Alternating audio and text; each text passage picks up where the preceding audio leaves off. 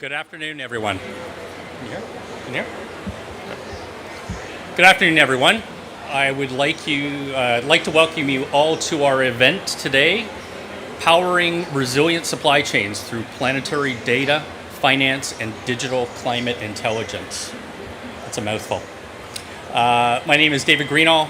I am the Global Head of Climate Risk and Response with KPMG International.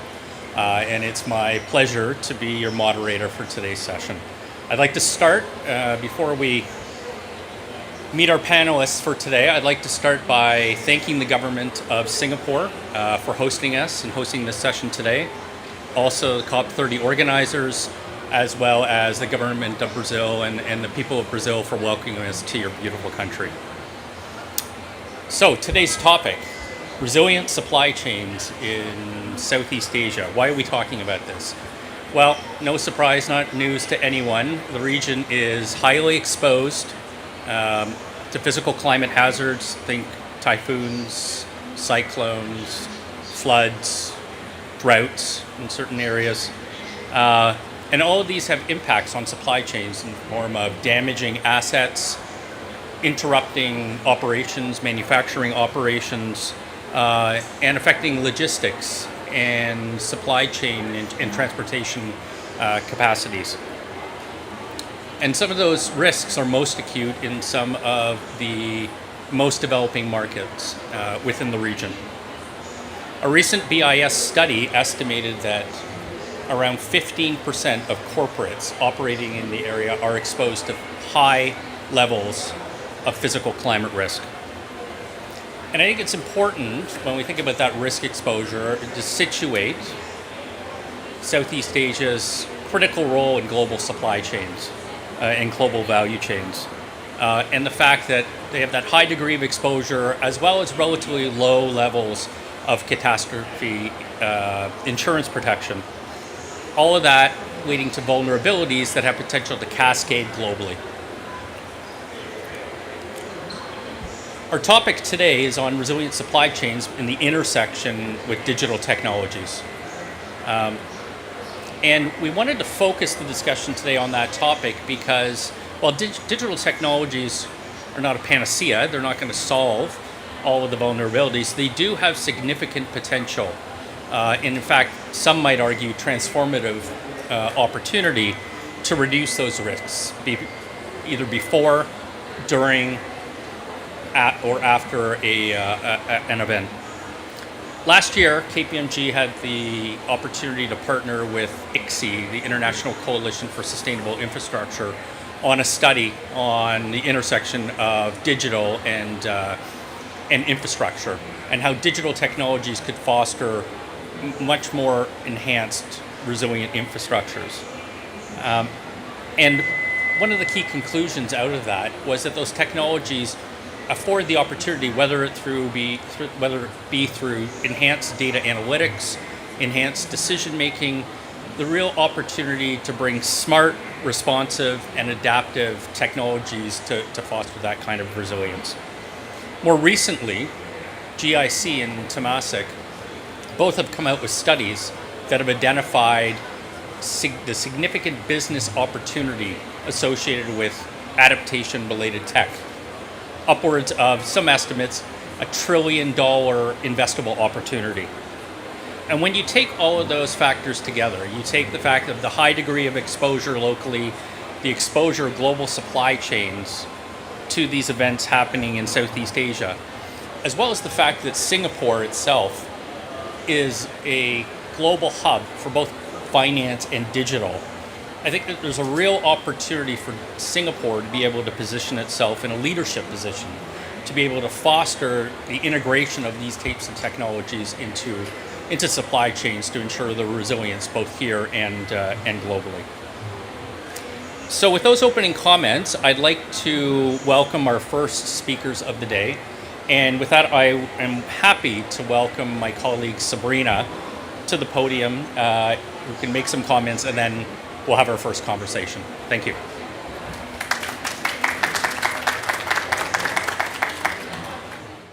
Hello, can you hear me? Welcome. I'm Sabrina Bachrach, the Global Policy and Finance Advisor at the Atlantic Council Climate Resilience Center. And as we are entering the new adaptation economy, in that context, it's really important to talk about investments into adaptation and resilience. And with this, I'm delighted to welcome you, Rebecca Mikula-Wright, on stage to discuss with you investments into climate resilient supply chains. Welcome. With my fan. Really important. Rebecca. I think this is about resilient communities and people as well. We can feel it, absolutely.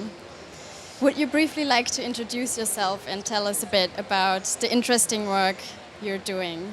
Sure. Hi, everybody. And really delighted to be here at the Singapore Pavilion today. So in my role as the CEO of the Asia Investor Group on Climate Change and the Investor Group on Climate Change, which covers Australia and New Zealand, we represent investors across the Asia-Pacific region. And AIGCC has about 85 or so investors, so we represent pension funds, sovereign funds, government wealth funds, asset managers, and all members of the investment value chain. And we mobilise investors around three key strategic levers, being investor practice, the work they do to incorporate climate into their portfolios, their assessments, and how they assess the companies they're part owners of, how they engage with those companies, and we facilitate that engagement in the Asia region. And then really importantly, to complete that sort of systemic approach, how investors engage with governments, policymakers and regulators around the risks and opportunities to try and help articulate the risk from the investor's perspective so that we can enable greater capital flows into adaptation, resilience and also mitigation efforts. And so really critically important, and in fact we haven't had a choice but to do it in a systemic fashion in Asia because it's just so integrated and we need to lift all of those levels at the same time. So collectively we represent about 35 trillion in assets under management. That sounds impressive, but that 35 trillion is not yet mobilised to climate adaptation. So that's our goal, that's what we're working to do, and to use those three levers to get there and enable that. Thank you so much, Rebecca. And thank you for the leadership you're playing, also with the leadership group and the working group on physical climate risks and resilience. And I know from one of your reports that 75% of your members really prioritize physical climate risk. And I'd like to ask you now, more with a focus on resilient supply chains, why is it important that we really prioritize investment into Asia's supply chains? What is being done? And also you can maybe share what the challenges are. Is that back on? Yeah, that's back on.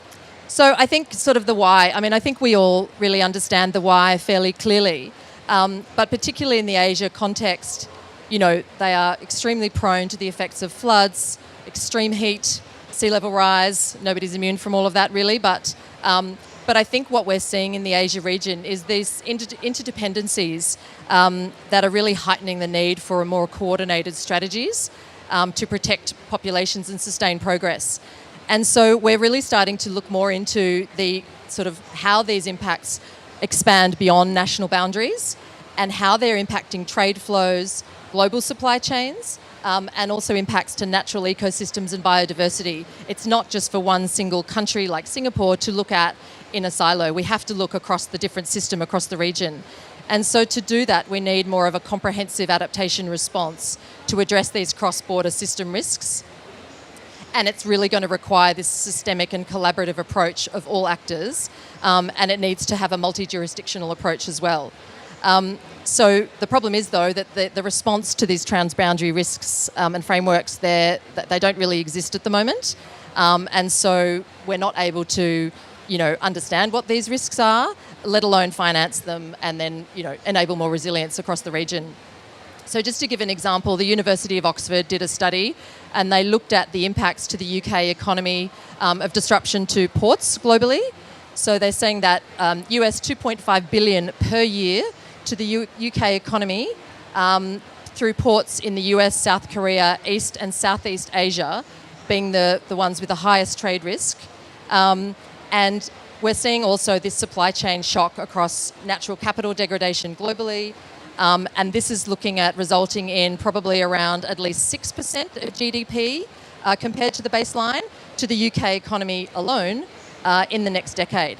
So we're seeing that these risks are under-assessed, but we know they're happening, we know they're out there. So now we need to start quantifying them, putting them into practice and getting like national data sets so that we can actually start moving on this.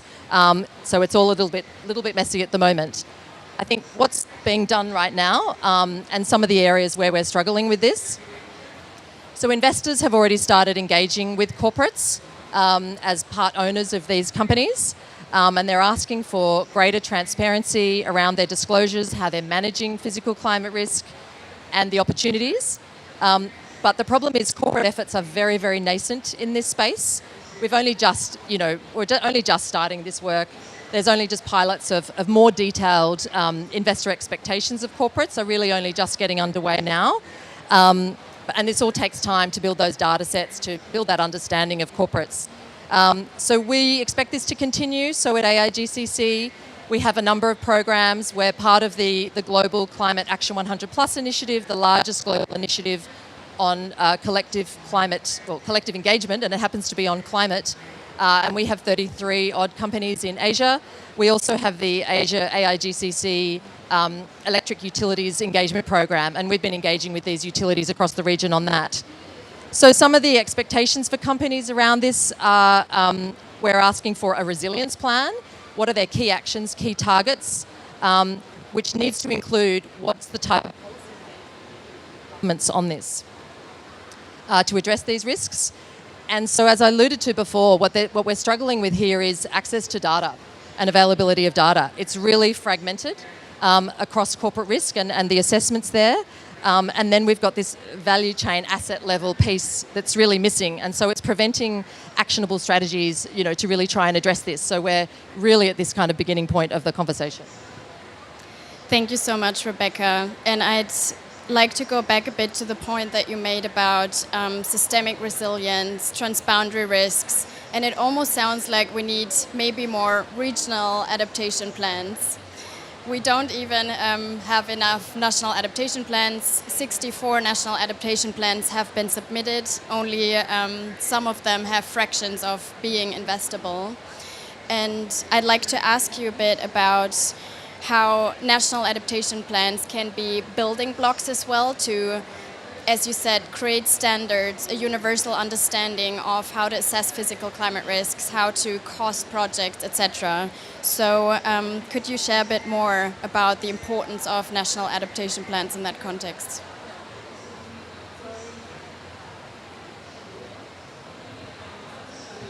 I can give you mine. And out, there we go, yep, it's coming. Protecting value is critical for capital and a material reason to invest, but what we need to underpin that is access to is accurate climate science, attributable data, so that we can do the right scenario analysis and to undertake the proper vulnerability assessments and financial impacts of that sort of going forward. And so you talked about that.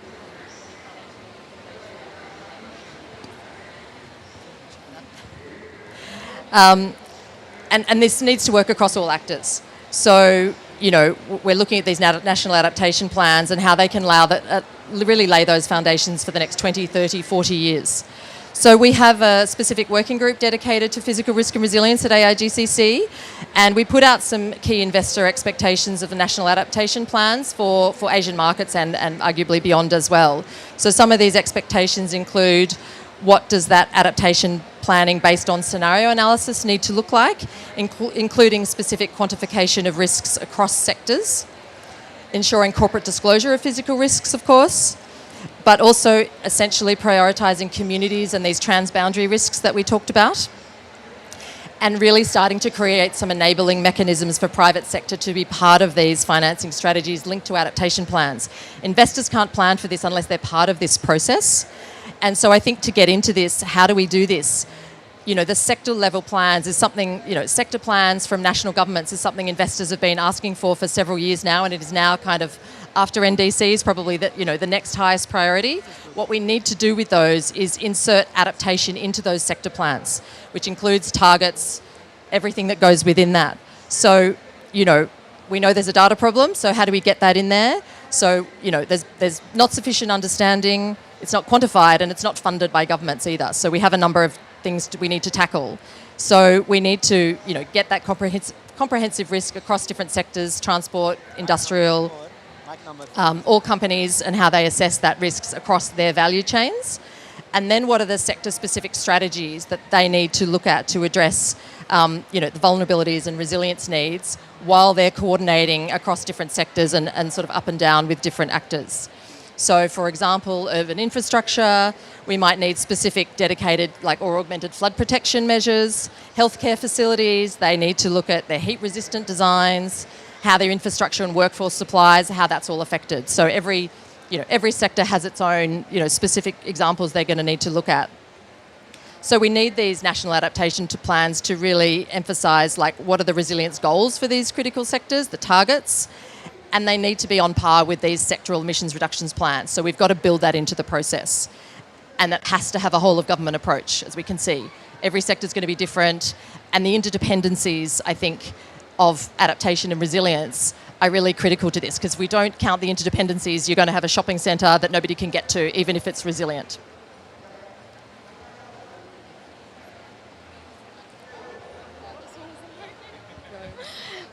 Here we go. I think the aspect that you mentioned about the importance of investors being part of these processes is really critical.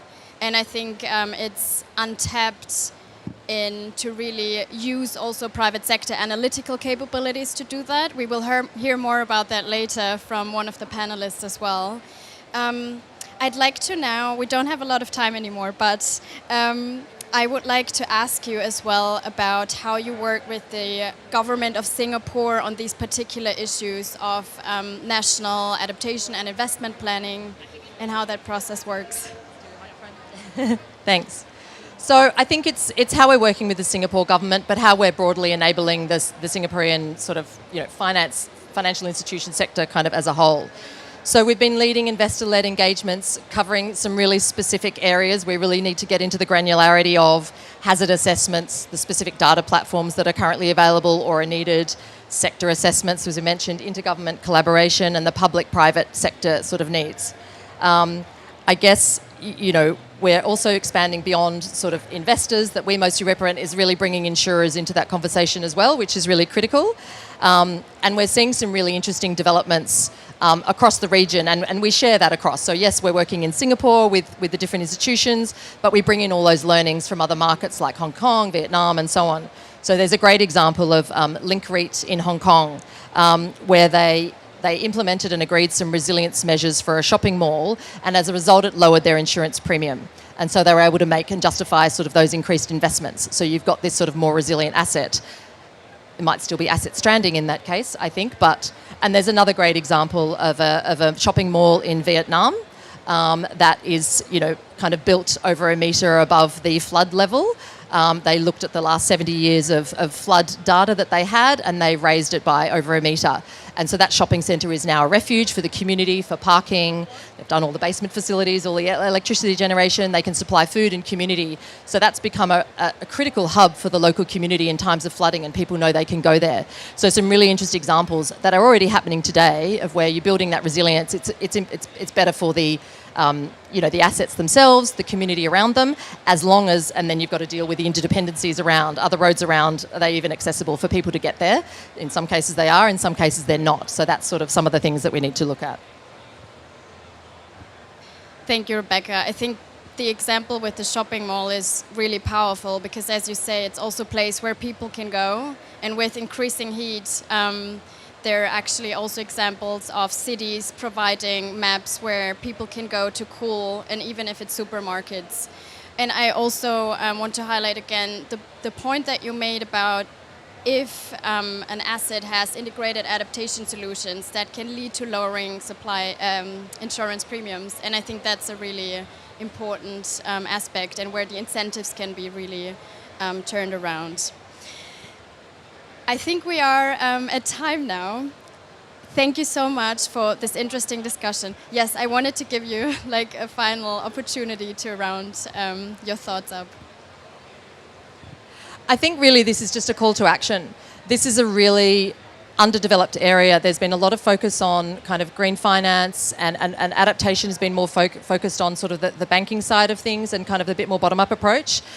The work in capital markets and with investors and insurers, probably insurers have done a little bit more, but with investors is really underdone. So if there's anyone in the audience here today that's interested in partnering with us, we are, we're trying to do this work, but it's fairly early stages, and there is so much to do with investors and then with the companies and then with the governments. So please come and talk to us about how we can partner with you, because it's really essential in this work, as we're experiencing here right now today. We need to ramp this up. Otherwise, the impacts are just going to get so much greater. But the role that investors can play is, it's great, it's growing, working with governments. There's a lot of interest now from governments, not surprisingly, to work with us and understand. And I think the point is that investors have a massive role to play. Governments can't fund this from their balance sheets. Investors have the money, they have the capital, but we need to work with governments to really get the right policy environments that will actually enable that policy to and that capital to flow. And there are a lot of examples of investable adaptation now that's happening, but we need to understand and sort of define what that looks like and bring out case studies of what's working well, so that we can use that and then scale that up and then bring in bigger buckets of capital to really push that forward. Thank you for making that point on collaboration as well. This morning, Ambassador Ravi Menon also highlighted how important it is that we work together, and especially on adaptation and resilience, on financial instruments, on policies. There's a lot of work that we have to do. And I'm glad that we will dive deeper now into what that actually means. Thank you so much, Rebecca, for your time and this interesting discussion. I'd like to ask my colleague David back on stage.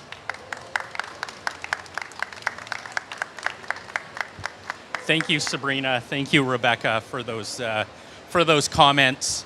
I think, as Sabrina said right at the very end, with respect to finance, there's so much that needs to be done. We know the enormity of the challenge. Being able to scale that finance at speed and at the scale that is required is a challenge that we're all here to try and get towards in terms of the solution. I think the other aspect of today's discussion is the combination of the finance and the technology, the digital, and where those two converge and what the opportunities around that. So with that, I'd like to introduce our 4 panelists to come and join me on the stage. So Veronica, Matt, Greg, and Rodrigo, you want to just take a seat up here?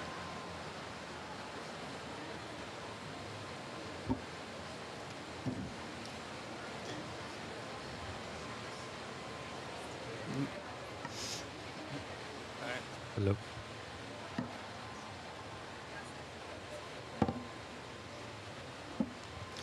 So I'd like to start by giving everyone an opportunity to introduce themselves, who they are, and give a 1-minute comment on, we heard the kind of physical risks that are endemic to the region. Which ones in your businesses are you seeing kind of coming to the forefront, just to set the stage for the conversation? So. No, I'll use yours if that's okay. And forgive me if I carry on fanning, otherwise I fear I may melt on the stage here. But so look, I'm Matt Holmes. I work at Zurich Insurance, and obviously we spend a lot of our time making sure we understand physical climate risks and working with clients to work out how we can quantify, how we can intervene to reduce those risks. Because we talked a little bit earlier, or it was mentioned by Rebecca, the sort of consequence of reduced insurance premiums. But I think you only start talking about premiums if you've got an insurable asset in the first place, right? So we need to make sure that we're acting further up the value chain and that we're being smart about framing the benefits that you can get from early resilience actions. So when we look at supply chains, I think the place that we see most immediate client interest, where we are working with clients around the globe to understand and map that risk, it comes from ports. I think, unsurprisingly, that's right at the center of the whole supply chain nexus. We heard from Rebecca how significant the impacts of port interruption through natural catastrophes could be for the UK. The same is true wherever you see those ports around the globe. So I would say it's ports, and we need to make sure that we're focusing there in terms of risk reduction. But you need to get the whole system sorted, otherwise you're going to end up with problems. So that would be my starter. Hello, everyone. So I'm Rodrigo Fernandes. I'm Global Director of Sustainability at Bentley Systems. Just in case you don't know Bentley Systems, we don't sell cars, okay? Bentley Systems, we do provide software for engineers and infrastructure professionals that design roads for cars or railways or electric utilities, water infrastructure, any kind of infrastructure that can be designed and maintained and operated with software. We try to help with that, right? So first of all, thank you for being here. I think it's a very interesting aspect. Resilience is becoming more and more prevalent, and indeed, what we see in the region, we see more and more users leveraging software for increasing their climate resilience to floods. For instance, floods is a very relevant aspect. For instance, electric utilities in China, for instance, they are creating their own operational systems to protect their assets in near real time. We also see extreme heat is obviously an area that is affecting regions, and I think the most, I think one of the most interesting aspects and very relevant in the area is also the manufacturing hubs that are affected when there's a flood or any kind of climate incident that will affect their supply chain, because they might not have a contingency plan to respond to those issues. Even I come from Portugal, Lisbon, and there's a car company there that basically they stopped production of cars and affected the GDP in Portugal. We're a small company with a big car company there. It was affected because of a flood in Indonesia some years ago, because they were not able to produce one specific piece that were there, so they shut down the system, right? This is global. And also when we talk about infrastructure, an interesting aspect is, and a very relevant aspect, is the fact that there are cascading risks, right? So what happens in electric, it will affect water and transportation and everything, and I have a flea here, just crazy. Yeah, so just to mention that, I think it's important to mention the cascading risks, the cascading effects of a flood risk or something like that. And yeah, that's what I wanted to mention. Okay, thank you very much. Greg Dulski, the fly has now attacked me. So the Chief Regulatory Officer and Head of Government Affairs at Federated Hermes. Like Bentley, we don't make handbags or designer fashion, but we do have a 30-year track record of sustainable investing. My comments are really going to be wearing kind of two combined hats. One, we engage as stewards of the assets for which we are fiduciaries of around 850 billion. But we also have a specific stewardship business where we engage on behalf of over $2 trillion. And the numbers are significant, slightly smaller than the 30 trillion we heard earlier, but ultimately the key is to get an audience engaged, and we have a team of professionals that are solely dedicated to meeting with companies' boards of directors and executive leadership focused on the environmental issues that we care about. And it's not an altruistic approach. We care about them because ultimately we need to ensure that the companies that we invest in as fiduciaries are utilizing the greatest technologies and artificial intelligence to capture and mitigate risk, but also provide opportunities that companies may be overlooking. I was slightly concerned when we started and kind of talked about the key risks that we're looking at, that mine would be kind of taken right off the bat. But again, I think so far we're okay. When you look at the complex supply chains, which obviously a number of them all have evidence of vulnerability being seen, critical minerals, consumer goods, ports. We identify agricultural risks as a key one that we're focused on. One, the supply chains are innately dependent on weather, production, transport, trade.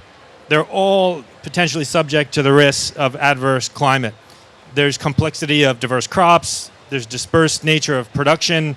We have a number of small farmers and producers who have less access to adaptation technology, less access to finance, and then they're less visible to the end consumers.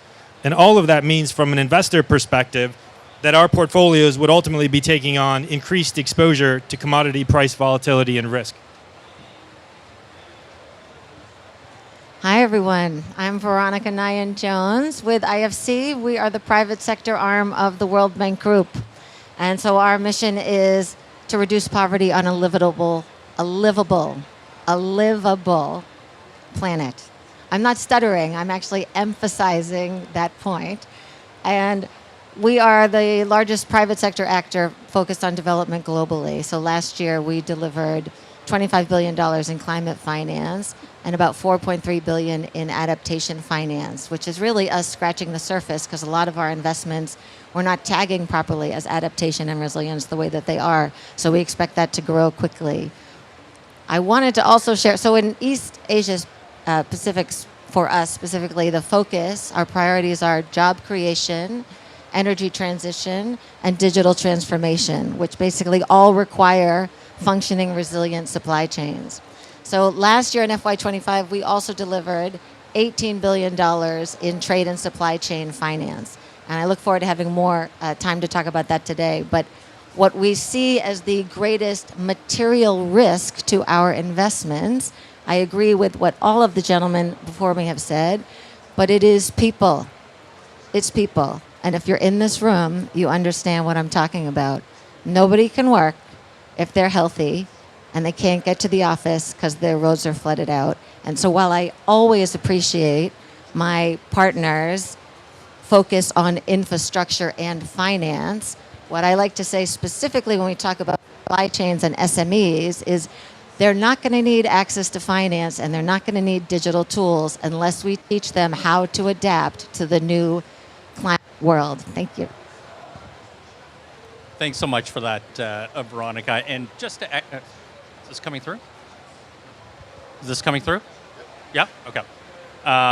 Just to echo, I mean, your last point in terms of the people dimension, right? Absolutely. People, communities, I think infrastructure has been the obvious area of impact historically, and the area where finance is most directly implicated and impacted.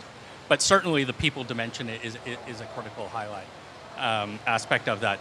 Maybe in terms of the first question, I'll go back to you, and you said you look for the opportunity to drill a little bit deeper into what you're doing. Maybe I'll pose the question to yourself, Matt, and Greg, in terms of some of the examples that you spoke about broadly.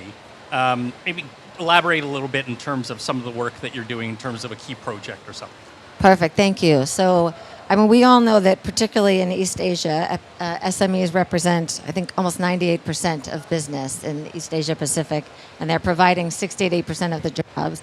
So for us, we invested $18 billion in this trade and supply chain risk facility, and really that is providing a platform to make much faster for, I keep trying to shout, for firms to access working capital based on evidence of an invoice received by a credible off-taker. So in some cases, if you partner with a credible off-taker, we can get you working capital in as short as 2 days without significant collateral requirements. And that's because we all know that these small and medium enterprises work to make adaptation and resilient investments, and they cannot wait to be paid by their large organization. So we're borrowing the credibility of the off-taker to really increase the credibility of the provider. So that's one example. In addition, we have an effort called the Building Resilience Initiative. So this is really focused on the built environment, which we all know is growing. And it helps companies figure out, builders, what investments they should be making to make their physical assets more resilient. And then based on the rating that they receive through this Building Resilience Index, we are also partnering with developers to ensure that they can access lower premiums and more competitive financing based on that rating. So it not only gives them the guidance to change their behavior, but it also gives them an evidence point of credibility and an incentive to actually shift in that behavior. Because I think I fully agree with the statements earlier that we need so much more information, credible information in the right hands, and still the incentives for companies and people with that information to shift their behavior is still much needed. Thanks. Hello.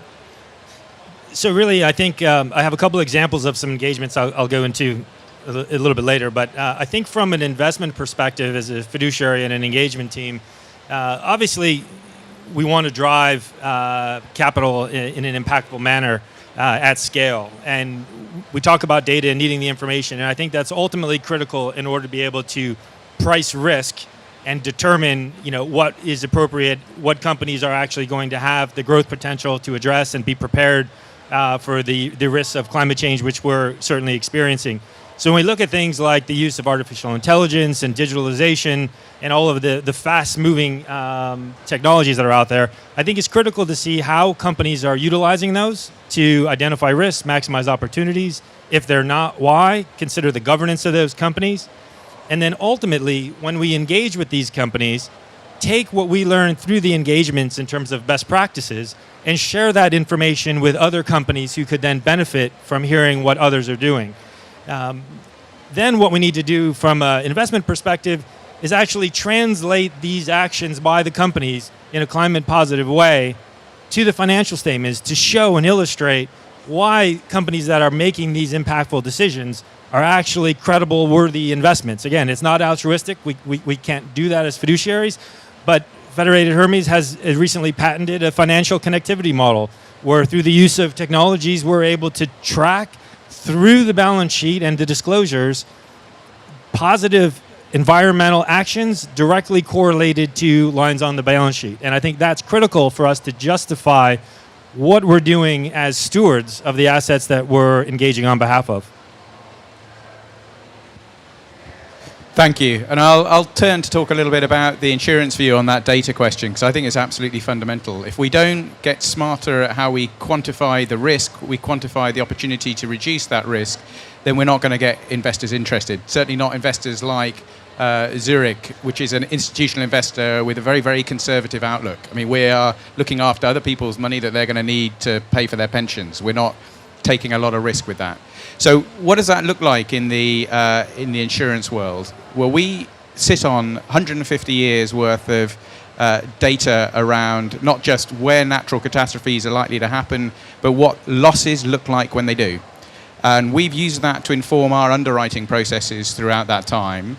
But about 5 years ago, we realized that demand was coming to us from customers to be able to access that sort of insight and that sort of data, aside from just the discussions around underwriting and premium setting. So we established a standalone business called Zurich Resilience Solutions, which packages access to that data and risk engineering advisory services for customers, quite aside from whether or not you want to take out insurance with Zurich. And that ZRS function has developed a really interesting tool. It's called the Climate Spotlight tool. It's been launched in Asia Pacific actually just a couple of months ago, but it's operating around the globe. We've got over 1,000 risk engineers working with our customers to help them understand what their climate risk is going to look like, not just now, but over time through to 2050, even beyond that if they're interested, and to help them prioritize and quantify the investments which will have the biggest impact on improving their resilience. So let me give you an example. We worked with Maersk, the shipping company, who also own a lot of port assets and warehousing infrastructure, to analyze over 100 of their land-based operations around the globe. So we do that at a portfolio level. We look at the climate modeling out to 2050 and help them understand what the risk profiles are going to look like. But what they found was overall, across that portfolio of assets, risks by 2050 were going to go up by 130%.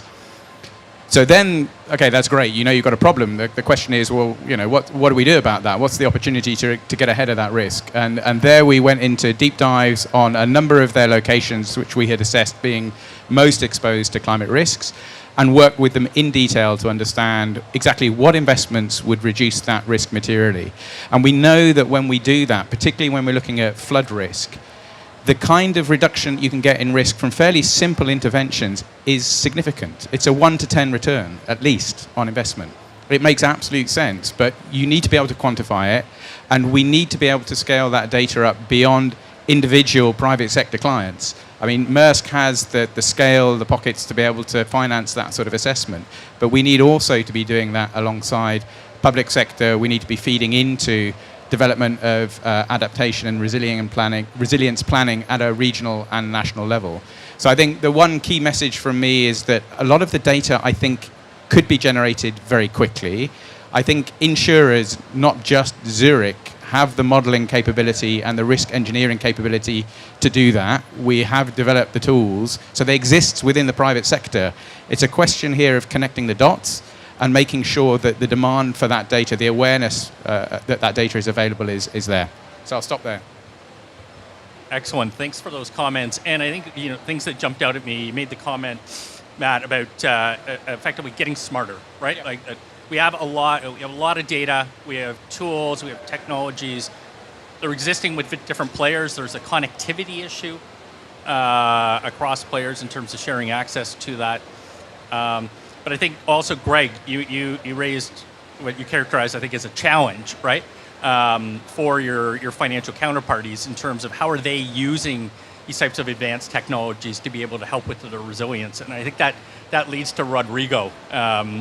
You gave a great overview in terms of your role and what Bentley does in terms of working with organizations. Can you elaborate a little bit in terms of what you're doing around AI, advanced digital technologies in this space? Yeah, so difficulty is to pick the right ones, right? Because there are so many examples that we can have. So first of all, just to say AI is not new. So AI has been silently being adopted by many organizations and companies in their workflows, even before the revolution of large language models. AI has been used for machine learning technologies for pipe leakage detection. We have a project in Singapore with PUB, water utility, that is basically using AI and machine learning to find anomaly detection, basically, and then identify the probability of having water leakage, so which is relevant when we talk about climate resilience and water scarcity. But there are so many examples today, right? Examples about asset inspection, maintenance, and repair. So we see computer vision being used for organizations that are basically, creating a digital twin or a reality mesh model of a bridge or a dam, and then they are able to make inspections and crack detection in critical infrastructure based on AI, right, and computer vision. And in that case, you can accelerate the process. You can reduce the need for human in ropes to inspect dams and bridges and all that, and you can accelerate the process because you can increase the frequency of inspections that you need to do in these critical infrastructure assets. And this applies to dams, to bridges, to electric towers, to roads. We have projects in the US, so this is not in APAC right now, but I think it's a pioneering technology that we are using. Basically, for instance, in LA, in Pacific Palisades wildfire, we have a partnership with Google, so we are taking advantage of imagery from Google Street View and comparing imagery before and after fires and how the roads were affected, so that any organization can prioritize. So a DOT can prioritize repair in some areas based on the problems that have been detected by the consequences of the fire. So I'm giving you just some examples that exist today, projects that exist today, not tomorrow, right? And we also see examples for using AI for a nowcast by a near real-time prediction of floods, early warning systems for critical infrastructure. We have examples of that in Asia as well. Companies leveraging our technology to have faster. So they basically, it's not just, AI comes from IoT, from a combination of IoT, of remote sensing and physical models, and then you extract all the information to accelerate the process of predicting floods. There's also one aspect that is still not available with our technology, and I think it's something that will be much more relevant in the future, which is the idea of running multiple scenarios by using AI instead of, you have a problem, you identify the risk, but now you need to find how can you solve this problem before designing your infrastructure, for instance. So if you use AI, you can run hundreds of scenarios in a minute, right? Very fast, and find what's the most appropriate way that you need to choose to fight, to build this and to design this infrastructure. That's something we are not doing. What I think is also relevant to do is, right now, I don't feel there's a need, there's always a need, but there's no lake of data right now in many cases. What we need is insights, right? There's no shortage of data. So many data is available, so many tools are available, but are we transforming and translating this data into actionable insights? That's the challenge I think we face. The other aspect is there are always gaps in data. There are always areas where there's not enough data, indeed, although you might have a lot of data. Some places you might not have data. And we need to be careful because AI is not the magic solution if, it's what we call the garbage in, garbage out, right? If there's no data there, if you don't understand what's the process there, you cannot simply extrapolate from the other part and say here it's going to be the same. Might not be. So it's very important that we understand this and that we always have a human, someone, basically some governance in terms of identifying and analyzing and validating what is being generated. That's essential when we talk about resilience and critical infrastructure risks. That's what I would say. Yeah. Thanks, Rodrigo. Just a quick follow-up question. So you talked about a lot of these technologies that you characterize as advanced and transformative digital exist today in various forms. We have data, we have lots of data in some areas, we have data gaps in others. Just to the technologies that exist, like what, if you were to highlight, what's stopping their greater penetration in industry and government? What's the holdup? Well, I think this is a process, right? It's evolving faster. I think there's a myth that resilience, and I've been here last year, not here, in Baku last year, and we hear a lot investors and people from risk insurance saying that there's no, we still need to build the business case for resilience. There's no evidence that resilience drives business and all that. So I must say that from my perspective, as someone behind the technology and seeing what users are doing, what we can see is that users are indeed increasing resilience and efficiency and reducing costs and extending life expectancy of their assets in a way that they become much more productive from an economic perspective, right? And I think we need to allow the investors, the finance sector, and the asset owners that are still not driving that way to understand that these technologies, they can increase a lot their efficiencies, and the business value of the whole process. I think that's I would say the gap we have in terms of awareness. Excellent, thank you. I'm cognizant we're getting close to time and we've got some more speakers. So what I'm going to suggest is I'm going to ask open question for the entire panel. And then we'll open the floor to any questions. But picking up on what was Rebecca in her interview and then comments that we've heard on the panel, I think the importance of collaboration, cross-sectoral collaboration, multi-party collaborations of various forms. Thinking in that theme of collaboration, multi-party collaboration, you were to focus in on one area, one recommendation in terms of a collaboration that could help to move the yardsticks forward in this area of supply chain resilience, what would that be? So I'll leave it open for the floor. Whoever wants to pick that. I'll take the mic off you just to give you a break. Look, I'm going to give you two examples that I think are really good, really concrete, and could be built upon very quickly. One from the investment side, so the Insurance Development Forum, which is a group of global insurers working to extend insurance penetration into underdeveloped markets.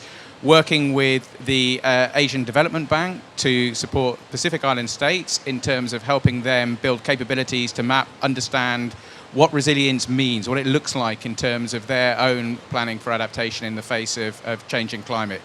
That worked extremely well, and that's something that could be replicated very easily across emerging markets. The IDF is there, they're ready to engage, we just need to make those connections.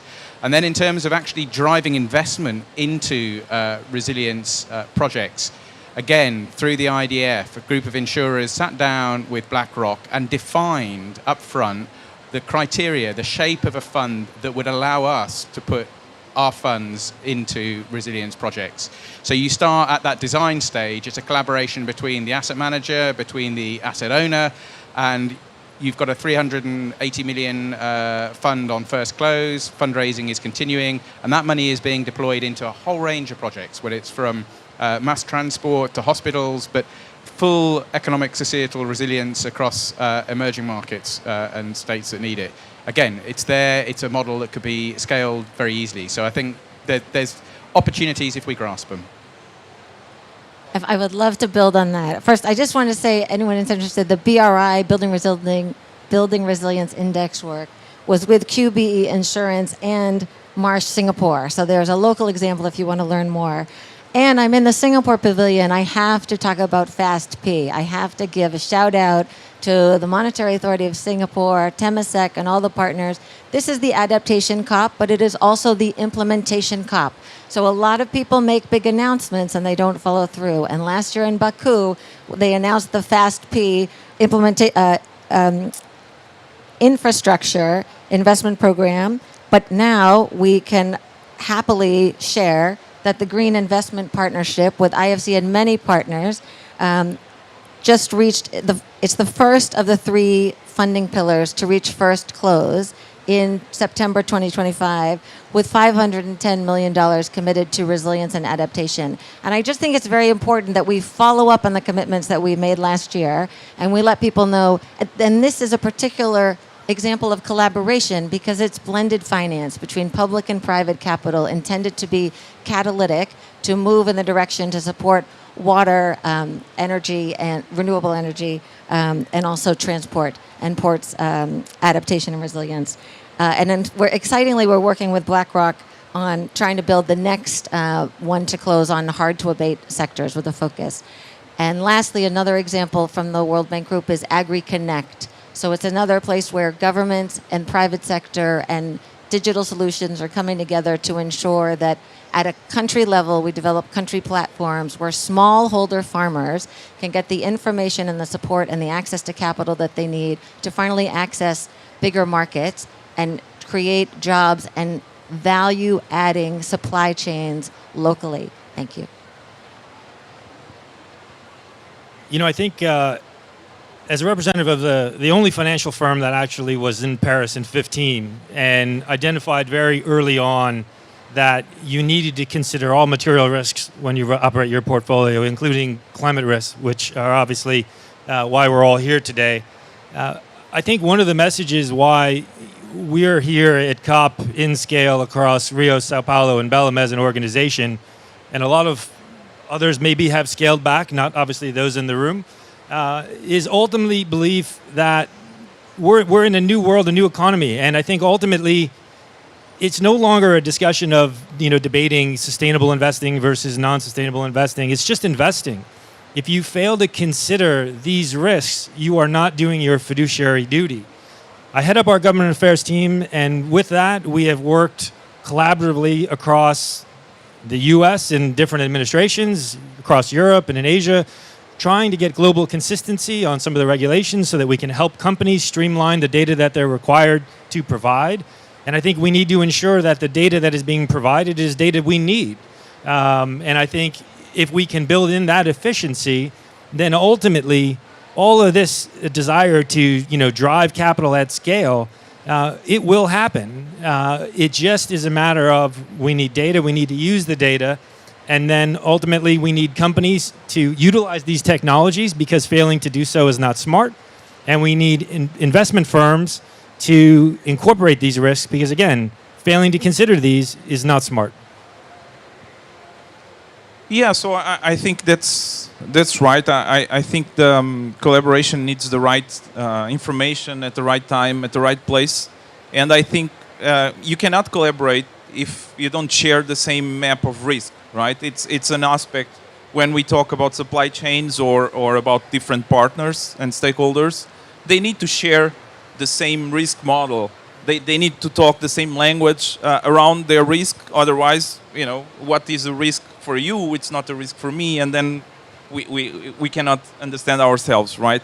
So I think one aspect is indeed we really need to ensure we have a good visualization and good standardization in terms of risks. So we need to align on standards. We need to have APIs for digital twins so that we can share metadata with each other. And I think probably one thing that we would like to see more happening is to identify, for instance, on a railway or highway, and go through the whole supply chain and identify what's the critical data we need to bring in, what are the minimal requirements and standards we need to define to share this data, and to work across the supply chain involving the tech companies involved, but also the owner-operators. They need to sit in this table. Owner-operators are the ones that will make the difference. And so we need investors, we need citizens. We all should share this and close the loop with one supply chain, identify the critical gaps, make sure we disclose what needs to be disclosed, and we keep the data security and the business layers that need to be protected should be protected. But we should find an agreement to share the data with standards and visualize it in a common way that all of us understand. Right? That would be my wishful thinking.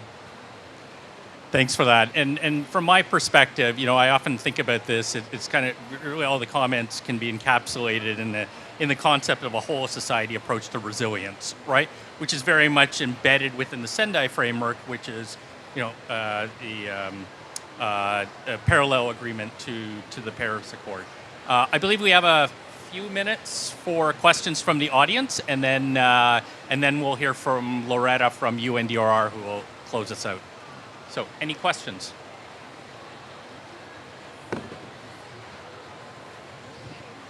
Hi. So my question is directed to Rodrigo. There were two things you mentioned that caught my attention, and that was data gap and also building the business case for resilience. So my question is, how do we, in an era where AI and remote sensing is beginning to help optimize how businesses are done and also ensuring that supply chain is more efficient, how do we bridge the data gap that limits their effectiveness that's AI and remote sensing?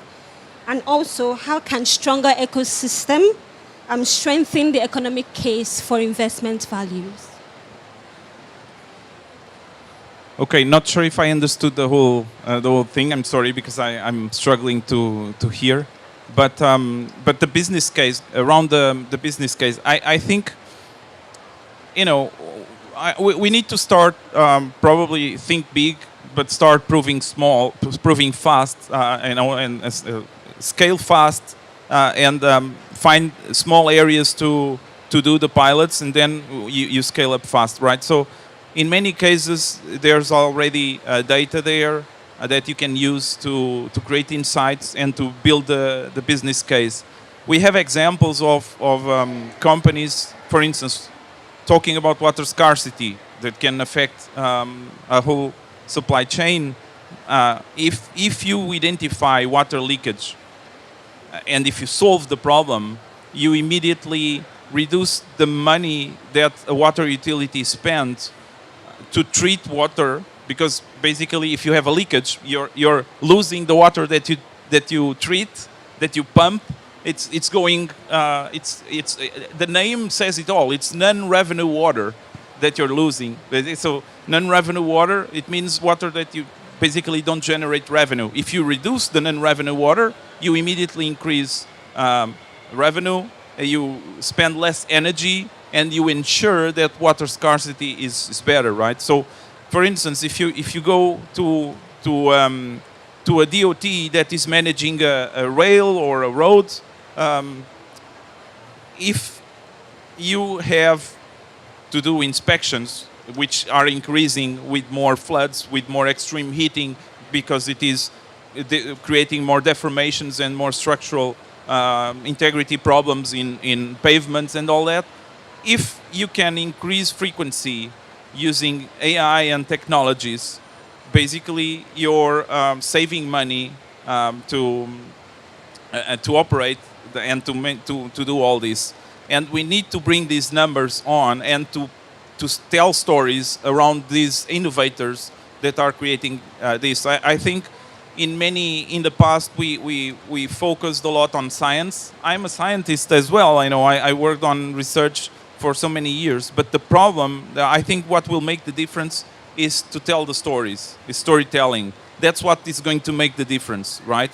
And I think we also need to do this for investors. In many cases, it's not just presenting numbers and bringing reports.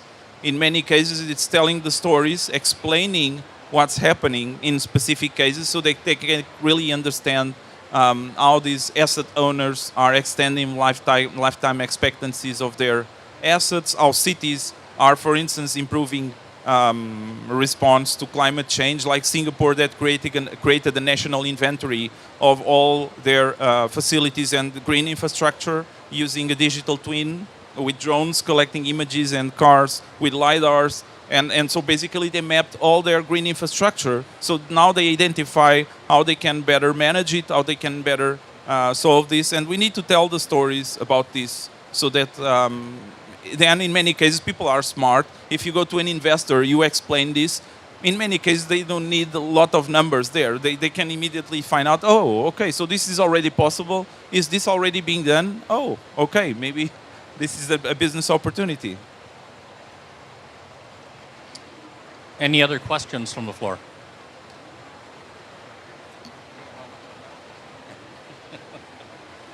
All right, well, with that, just going back to my earlier mention on on Sunday, it is my great pleasure to introduce Loretta from UNDRR.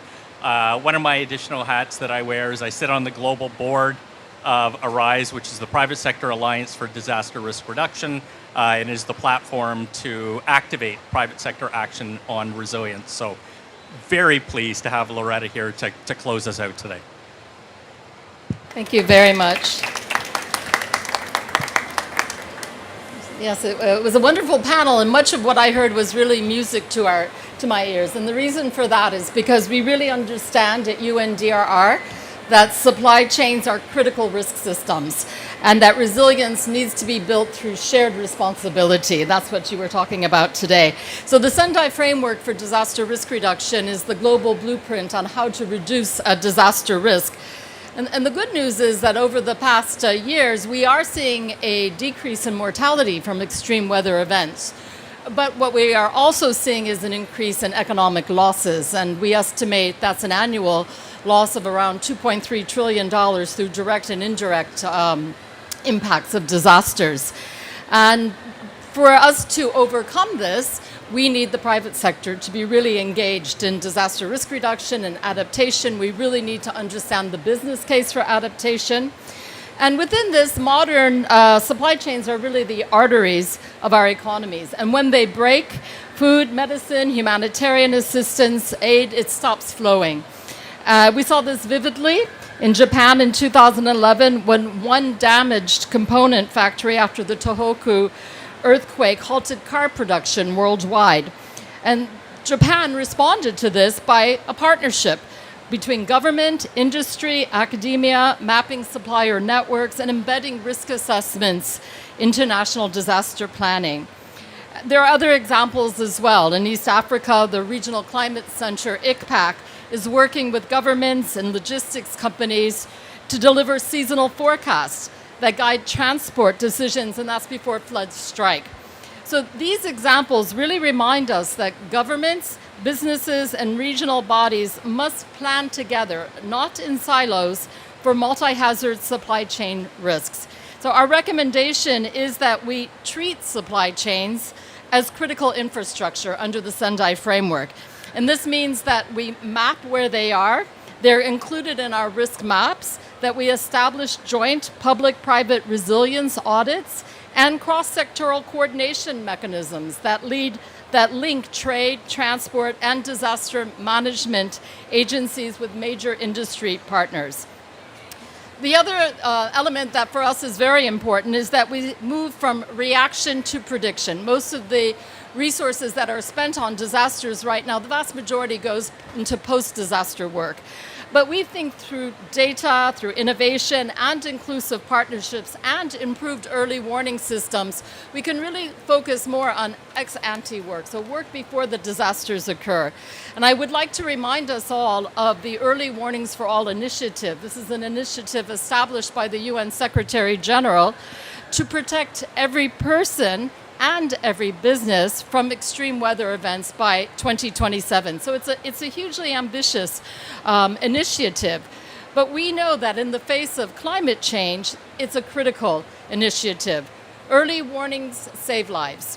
Mortality rates in countries with robust systems are 6 times lower than those that do not have early warning systems.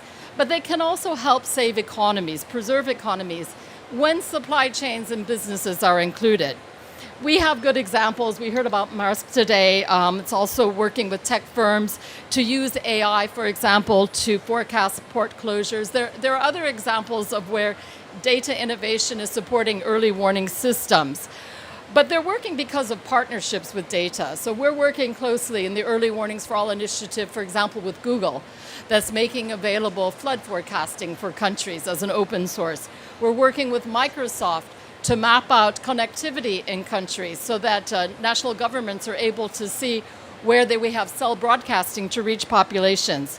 We're also working with the Insurance Development Forum that was mentioned earlier on understanding annual average losses, probable maximum losses from the 8 most common disaster hazards, so we can start to speak a common risk language and understand and quantify what are the risks to countries.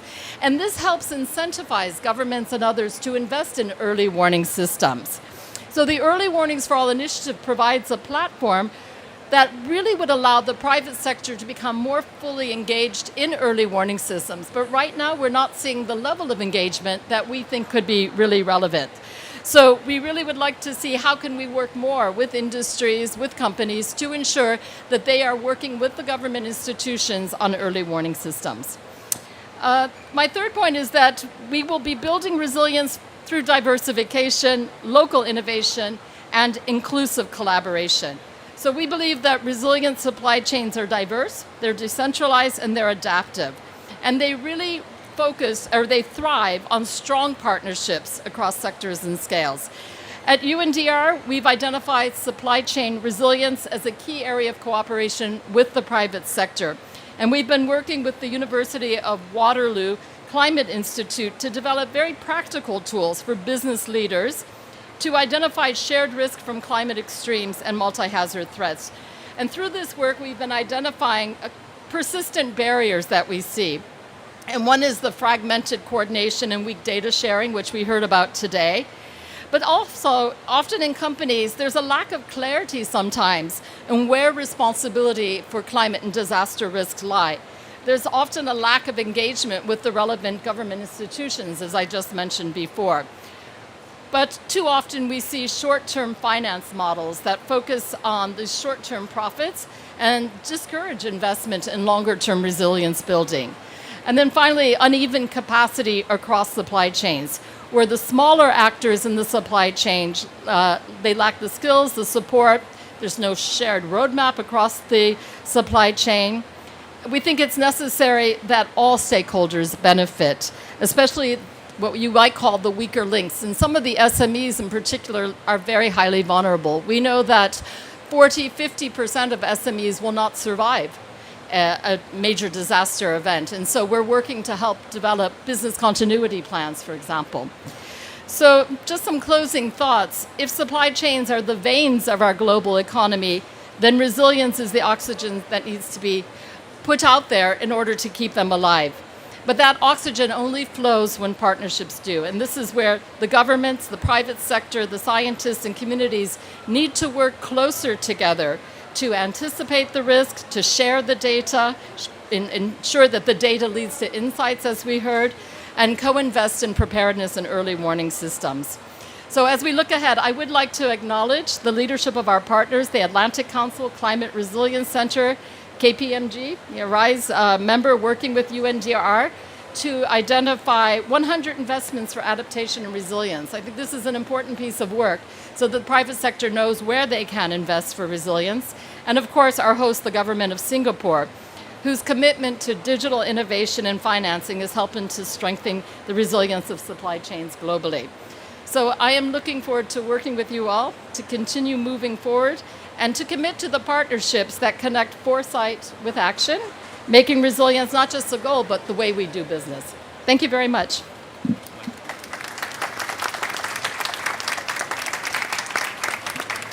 Thank you, Loretta, for those closing comments. And just one observation before we thank the entire panel is, our theme today was finance and digital, and we certainly covered that landscape. But also what really struck me was, the notion of importance and primacy of collaboration, of partnerships, of bringing sectors together. And so for me, that's a key takeaway. I hope it's a key takeaway for you as well. And with that, I'd like to thank all of our panelists, Loretta, and also Sabrina, if you'd like to stand up. Thanks for your facilitation. Thank you, everyone.